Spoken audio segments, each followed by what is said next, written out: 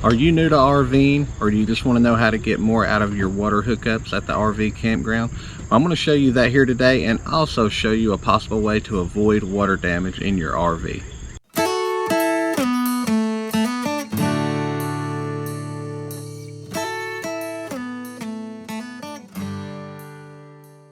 Okay, so when we get to a campsite, as you can see, our water is on. The first thing that we hook up is this little four-way splitter.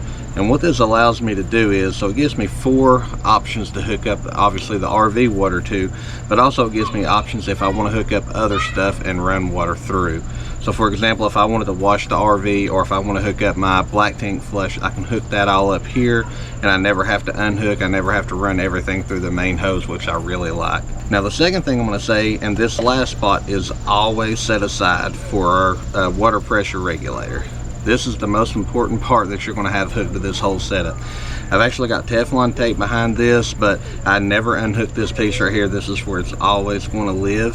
And I do this because I've got it set, so this is an adjustable one, so I can set the screw under here to where I want it to be at, but I've got it where I want it at, so I always leave this here so nothing changes. The only piece that I do mess with is the water hose, which I will show here in a minute, but this is a really cool setup. It makes things really efficient and quick and easy to do, and I'll apologize for any background noise there. But the next piece is this right here, which is our water hose. So we use the 0G water hose. I have to say I absolutely love this thing. It has held up great, and again, links to all this stuff will be down below in my Amazon store, but I will put this in the description so you can go straight to them if it's something you're interested in purchasing. But for, you know, anybody who's new or anybody who's looking for a good efficient setup, never have any trouble with this thing leaking, so this always helps out here. Again, I've got this hooked up solid, so I never have to deal with this, and I've got my pressure set where I want it at. But if I ever do want to adjust it up or down, obviously I can.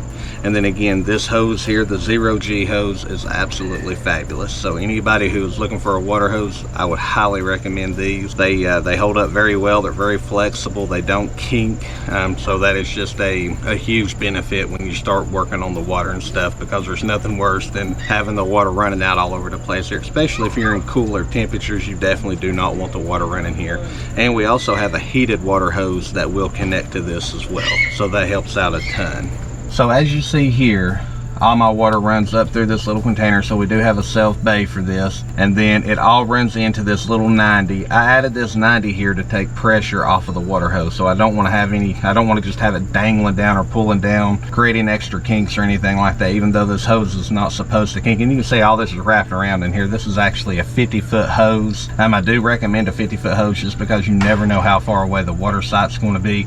But I've also got a link for this little 90 in here. I think that's very important. And again, this right here for me always stays hooked up. But even on my older RV, or my other RV that I had, when we always left a 90 plugged into the water thing. That way we just took the hose straight in, and the only place we got to worry about a leak is here, once we got it solid up here. So I think that's very important. Again, here's our black tank flush.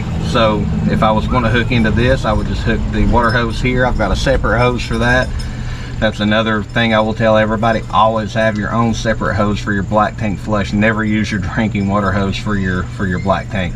But essentially what I can do is just run the black tank flush. I can run it either straight through here. If I'm just hooking it up for a little while, I can run it straight back over to the four-way splitter and turn water onto it.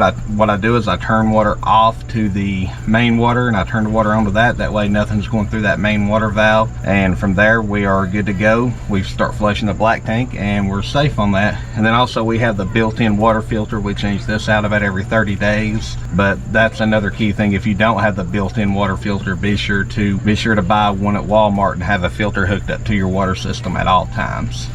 So the last piece that I'll leave you with is when you go to break down, another good use of this right here is so you turn your water off, and instead of having to go inside and bleed the pressure off the line so this won't squirt all over you when you unhook it, all you got to do is open up one of these valves back here. You leave this valve open, you open up one of these valves back here with this off, and that'll bleed all the water pressure off the line. And it's just a little bit quicker, more efficient way to complete your breakdown as you're getting ready to leave your campsite. So I enjoy that too. But just this right here has been very, very useful. I really love that piece of equipment. So all right guys, I hope you enjoyed this video. If you haven't, I invite you to subscribe to the channel. Check us out if you like this kind of content, and please leave a comment below.